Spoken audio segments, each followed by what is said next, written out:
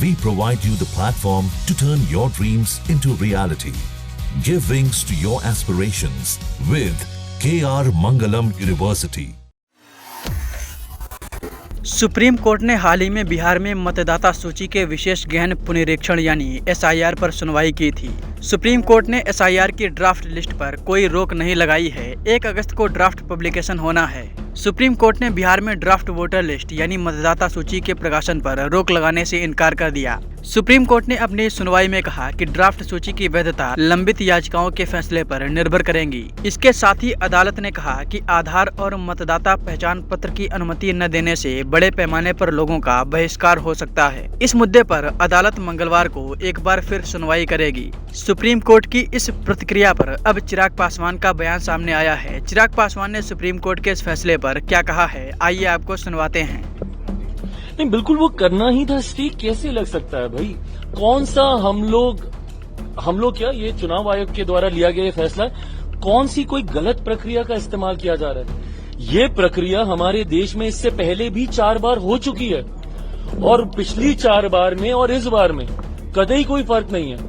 इस बार में बस फर्क इतना है कि इसमें टेक्नोलॉजी को जोड़ा गया। पहले फिजिकली आपको जाके डॉक्यूमेंटेशन सबमिट करने होते थे, अब आप ऑनलाइन सबमिट कर सकते हैं। सिर्फ टेक्नोलॉजी इसमें जोड़ी गई है। पिछली 4 बार जैसे इस प्रक्रिया का पालन हुआ है उसी तरीके से पालन हुआ।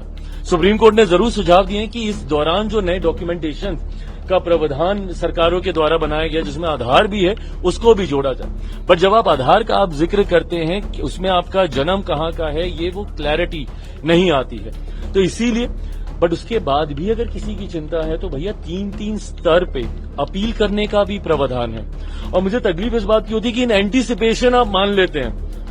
इतना इन्होंने शोर हल्ला कर दिया विपक्ष ने, एक सबूत दिया क्यों नहीं दिया? एक प्रूफ दिखाते कि ये गलत हुआ है या इसका नाम गलत तरीके से काटा गया है। इतने लाख नाम कट रहे हैं, उतने लाख नाम कट रहे हैं, कटेंगे भैया, जो नाम गलत है वो कटेंगे। But at the same time इस बात को भी सुनिश्चित किया जाएगा कि मेरे देश के किसी नागरिक के साथ कतई कोई अन्याय ना हो। But at the same time कोई घुसपैठिया हमारे देश के सबसे बड़े अधिकारों में से एक मताधिकार का गलत उपयोग न कर पाए, इस बात को भी सुनिश्चित किया जाएगा। और किसके कहने पे ये प्रक्रिया आजमाई जा रही है? क्या ये बात सही नहीं है कि विपक्ष के ही लोग हर चुनाव के बाद जाते थे चुनाव आयोग का दरवाजा खटखटाने? लोकसभा के बाद गए, अभी तक ये लोग हम लोग को सुनाते हैं कि भैया बंबई वाला महाराष्ट्र वाला चुनाव हम लोगों ने वोटर लिस्ट में धांधली करके हम लोग जीते हैं। महाराष्ट्र झारखंड एक साथ होता है। महाराष्ट्र हम जीत जाएं तो वोटर लिस्ट गलत, झारखंड आप जीत जाएं तो वोटर लिस्ट सही। एक ही समय पे एक ही स्तर के 2 मापदंड कैसे हो जाते हैं, मेरी समझ के परे। हकीकत यह है कि इनको अपनी हार दिख रही है। आने वाले दिनों में जो अलग अलग राज्यों में चुनाव हो रहे हैं उसका बहाना तैयार किया जा रहा है। इससे पहले बहाना ईवीएम था, अब ईवीएम ठीक हो गए। When was the last time कि हम लोगों ने कभी सुना था कि ईवीएम में धांधली हुई है? अब वोटर लिस्ट में धांधली हो रही है। हर 2 साल 3 साल के बाद इनको एक नया बहाना लेके आना, उसकी शुरुआत इन्होंने की। पूरे देश में लागू होना चाहिए, नहीं पूरे देश में। मैं बिल्कुल पक्ष में हूँ। एसआर होना चाहिए। एक इंटेंसिव रिवीजन की जरूरत है। जिस तरीके से कई बार हम लोग देखते हैं कि बहुत बेसिक चीज है, किसी का निधन हो गया, उनका नाम चले ही जा रहा है वोटर लिस्ट में, और कई लोग ऐसे हैं जो उनके नाम पे जाके वोट भी डालाते हैं। तो ऐसे में एक इंटेंसिव रिवीजन होना जरूरी है।